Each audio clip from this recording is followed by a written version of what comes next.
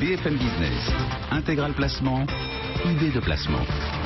On vous propose d'investir en bourse dans des secteurs d'avenir, des secteurs à la croissance autonome, croissance quasiment assurée, quelle que soit la conjoncture mondiale. On va en parler avec Olivier Ken qui vient de nous rejoindre. Bonjour Olivier. Bonjour Guillaume. Vous êtes gérant chez Ecofi Investissement, spécialiste des valeurs de développement durable. Et il y a un secteur sur lequel vous êtes particulièrement chaud, particulièrement optimiste, que vous recommandez aujourd'hui à nos auditeurs, le secteur des batteries. Investir en bourse dans les fabricants de batteries électriques. Alors sur le secteur des batteries en règle générale, et plus particulièrement sur les batteries lithium-ion, la technologie lithium-ion, qui est une technologie largement utilisée, qui nous semble effectivement un secteur très intéressant, qui devrait connaître une croissance durable au cours des prochaines années, et qui surtout se trouve aujourd'hui à un point d'inflexion. Le secteur va connaître une croissance sous l'impulsion en gros de trois facteurs. Le premier, c'est la baisse du coût, puisque le coût de production des batteries baisse fortement. Oui. On estime qu'il divise par deux à peu près tous les 5 ans. Donc en 2010, on était à peu près à $600 du kilowatt. On est aujourd'hui à 300. En 2020, on sera à peu près à 150. Les coûts divisés par deux tous les 5 ans, c'est rapide. Un peu à l'instar des productions des panneaux solaires. Donc on a une très forte déflation qui va permettre une accélération de l'adoption des batteries lithium-ion, notamment pour les véhicules électriques. Le deuxième driver du secteur est un driver réglementaire, puisque comme vous le savez, il existe ces fameuses normes dont on a beaucoup parlé avec l'affaire Volkswagen au sujet de l'émission des gaz à effet de serre, le CO2 et le NOx, qui sont imposés aux constructeurs automobiles. Donc ils les poussent évidemment à investir dans la technologie pour les moteurs diesel, mais également à élargir leur gamme de produits en proposant des véhicules électriques et hybrides. On a aujourd'hui à peu près 18 modèles sur le marché, oui. On en aura 58 en 2020. Ces modèles devraient assurer une croissance pour le secteur. On estime en gros qu'il y a eu, pour vous donner un chiffre, 400 000 véhicules électriques et hybrides vendus en 2015. Selon une étude très intéressante réalisée par la banque d'investissement Berenberg, on estime que ce chiffre atteindra 4 millions en 2020. Ah oui, ça veut dire que le nombre de ventes de voitures électriques sera multiplié par 10. Pas en 50 ans, par 10 d'ici 4 ans, d'ici 2020. Tout à fait, une vraie croissance. Ça représente un marché estimé à peu près à 140 milliards de dollars. Pour remettre ce chiffre en perspective, il faut savoir que ça correspond à un taux de pénétration de 4% du marché automobile. Quand des pays comme le Danemark sont déjà à 17%, les Pays-Bas à 10%, donc c'est des hypothèses qui nous semblent relativement conservatrices et atteignables en tout cas. Non mais attendez, pour que se vendent davantage de véhicules électriques, de voitures électriques pour tout le monde, pour tous ceux qui nous écoutent, qui nous regardent, tous les Français, les gens du monde entier, pour que ça marche, il faudrait déjà que les voitures soient plus autonomes, qu'il y ait de plus en plus de facilité à recharger aussi dans la rue. Enfin bref, est-ce que tout ça est en train de se mettre en place également ? Vous avez raison. En fait, il y avait 3 freins principaux au développement qui sont en train de tomber. Le coût, je l'ai mentionné, qui divise par deux tous les 5 ans, ce qui permet à des constructeurs comme Tesla ou Chevrolet de s'attaquer au mass market. Il faut savoir qu'en 2017, on a 2 modèles, le Tesla M3 et le Chevrolet Bolt, qui vont être lancés sur le marché. Ce sont des modèles à moins de $35 000. Donc là, on est vraiment sur le cœur de marché, sur le mass market. Ça, c'est le premier point. Le deuxième point, vous avez raison, c'est l'autonomie des véhicules qui est un point clé.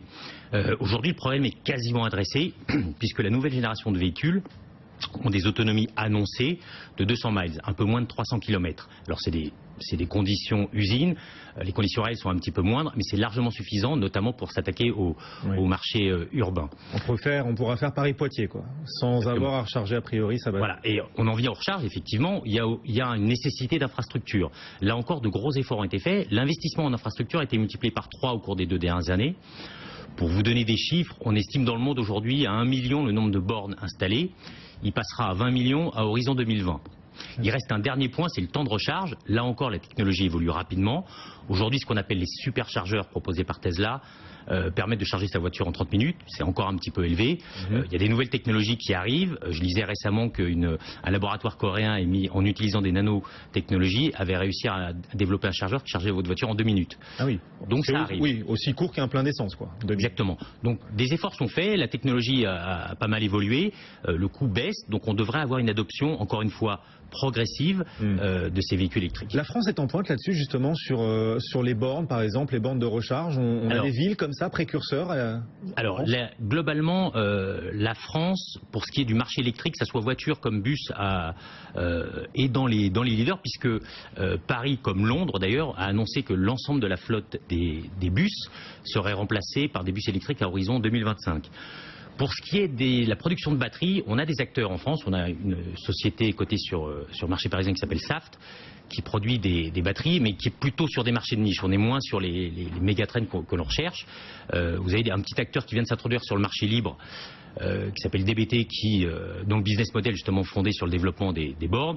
C'est encore un petit peu tôt pour se faire une opinion sur la viabilité du projet et sur la croissance. Mais globalement, oui, la France investit sur ce segment. Donc des progrès technologiques, une réglementation favorable aussi à l'usage de batteries électriques, tout ça donc pousse pour un développement de plus en plus important, accéléré du marché des batteries, secteur que vous recommandez en bourse. Alors vous allez nous dire dans un instant, Olivier, à travers quelle valeur, pour ceux qui seraient intéressés parmi nos auditeurs, nos téléspectateurs. Ce marché des batteries, il va croître de combien dans les prochaines années? Alors, je mentionnais l'automobile, globalement, ça représente 140 milliards à horizon 2020. Vous avez ensuite le marché des bus. C'est aujourd'hui 6 milliards, ça va monter à 60 milliards. Donc on arrive à 200 milliards. À ces deux marchés, vous pouvez rajouter un troisième marché qui est le marché des utilities. Les utilities aujourd'hui sont demandeuses de solutions en termes de stockage. Les Veolia, les EDF, les grandes valeurs, les groupes de services aux collectivités. Exactement. Pour une raison bien simple, vous avez eu une croissance exponentielle des énergies renouvelables au cours des 5 dernières années. Ça représente à peu près aujourd'hui 4% du mix global. Ça va monter à 30% à horizon 2020. Ce développement pose un problème en termes d'infrastructure, parce que le grid, le réseau installé, n'a pas été conçu pour supporter une telle charge d'électricité. Donc se pose la problématique du stockage. Il y a aujourd'hui des solutions, là encore avec les batteries lithium-ion, des solutions qui sont adaptées au stockage d'énergie et qui sont aujourd'hui à des prix compétitifs. On a des grands groupes industriels spécialistes de l'efficacité énergétique, comme Schneider, qui vient d'annoncer qu'ils adoptaient cette solution, qu'ils allaient la proposer à leurs clients énergéticiens. Là encore, un nouveau marché qui devrait faire à peu près 6 milliards. Quand on cumule les trois, on arrive à un marché de 200 milliards à plus de 200 milliards à horizon 2020.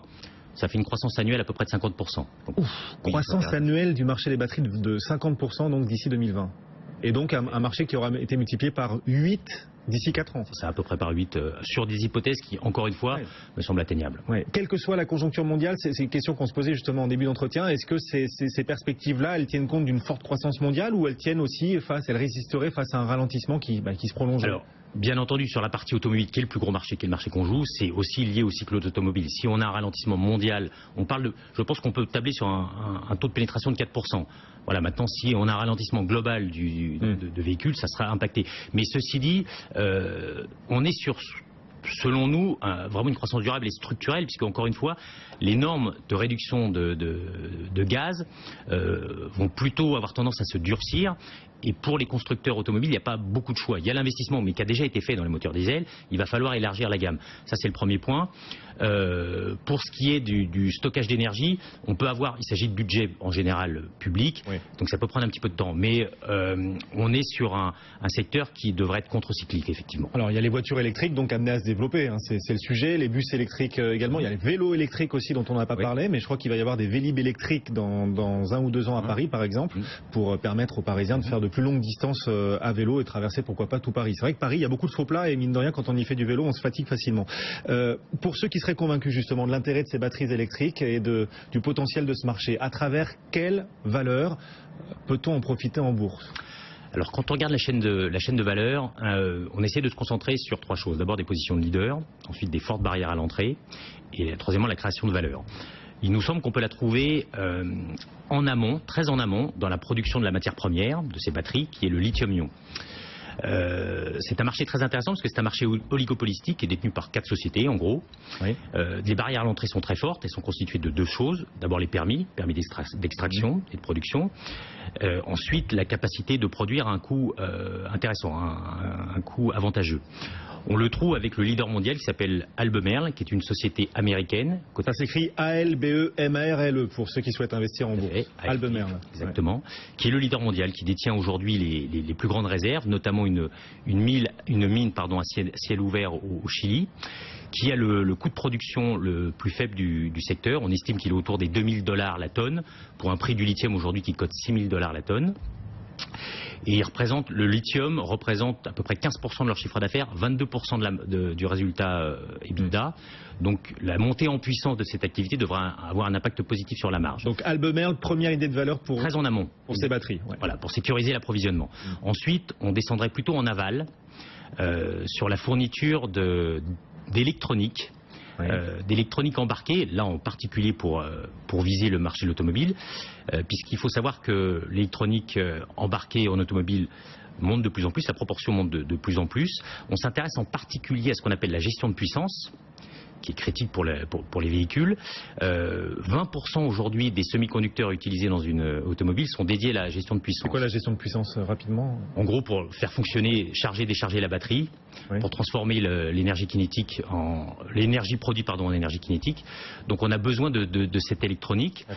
C'est 20% encore une fois dans les véhicules à essence. Quand on parle de véhicules électriques, c'est 55%. Ah oui. Véhicules hybrides, c'est 75%. Donc là, structurellement, si on croit à une croissance du marché de l'électrique, on aura une croissance des semi-conducteurs. Là encore, on s'intéresse aux leaders. Donc je recommanderais Infineon, société allemande, 12 milliards de capitalisation boursière, qui a dépensé plusieurs milliards pour acquérir cette technologie en achetant une société américaine, qui dérive à peu près aujourd'hui 40% de son chiffre d'affaires sur l'automobile. On peut aller encore un peu plus loin en aval, en s'intéressant à l'infrastructure, c'est-à-dire les câbles qui vont être utilisés pour relier les batteries. Oui. Ça peut être utile en effet. Tout à fait. Alors, les fabricants de câbles justement pour ces. Oui, mais alors là on parle pour charger les batteries électriques. Oui. Pour les charger et en particulier pour les utilities, pour connecter la source de production à la batterie. Donc là, c'est les fabricants de câbles comme Prysmian en Italie qui est le leader mondial des câbles énergie. Bon, on a fait le tour ou il reste une valeur à privilégier, à conseiller à nos auditeurs, nos téléspectateurs? Alors, on peut s'intéresser à Saft, je le disais, qui est une société de qualité. Saft est plus sur des niches de marché. Donc les chariots élévateurs, les batteries portables, les batteries pour les opérateurs télécoms. Mais Saft devrait profiter de ce mouvement, d'autant plus que le cours de bourse est relativement corrélé au prix de la matière première, le lithium, dont on a une croissance de 15% l'année dernière, on attend une croissance assez forte au cours des 3 prochaines années. Bon, vous nous avez apporté plein d'idées de valeurs donc, pour profiter de ce potentiel du marché des batteries électriques, un marché qui devrait multiplier par 8 d'ici 2020, c'est demain, dans 4 ans, donc un marché qui sera 8 fois plus grand qu'aujourd'hui a priori, et donc quelques valeurs, Albemarle, vous en parliez, Infineon par exemple, et puis Saft, le français. Un tout dernier mot sur le côté polluant quand même, parce que ces batteries électriques, on nous dit oui, c'est une solution pour lutter contre les émissions excessives de CO2, sauf que pour les fabriquer, comme vous le disiez, il faut du lithium. Le lithium, il faut le puiser quelque part, il faut créer des mines dans des paysages parfois fabuleux. Je pense à la Bolivie. Il y a un salar, un désert de sel gigantesque dans lesquels il y a des réserves de lithium énormes, sauf qu'on est dans l'un des plus beaux paysages du monde, et la Bolivie se bat justement pour préserver ce paysage unique au monde. C'est bien de fabriquer des batteries électriques, mais ça abîme malgré tout aussi la planète. C'est vrai. Alors, in fine, c'est beaucoup moins polluant que les batteries acides. Après, vous avez raison. Il faut distinguer deux choses. Il y a deux sources de production de lithium. Vous avez dans la roche, avec la problématique d'extraction, de percer la roche. Vous avez ensuite des mines à ciel ouvert, comme celle qui est au Chili, détenue par Albemarle, qui est finalement un lac géant. Oui. La production est polluante. Les batteries électriques permettent de polluer moins parce qu'elles émettent moins de CO2, mais la production de batteries électriques est elle-même polluante. La production émet effectivement, mais encore une fois, elle émet moins que la production de batteries à l'acide. Mais c'est vrai qu'il y a aujourd'hui, en revanche, il y a une problématique sur le retraitement du lithium qui est en cours. Là encore, les technologies évoluent. Pour le moment, on arrive à retraiter à peu près 15%, donc c'est vrai que c'est un pourcentage assez faible. Donc il y a des progrès à faire pas tellement la collecte est très simple, sur le retraitement. Mais si on regarde globalement le bilan carbone d'un producteur acide et producteur lithium... Sous l'angle carbone, c'est sûr que c'est moins polluant que l'essence. Voilà.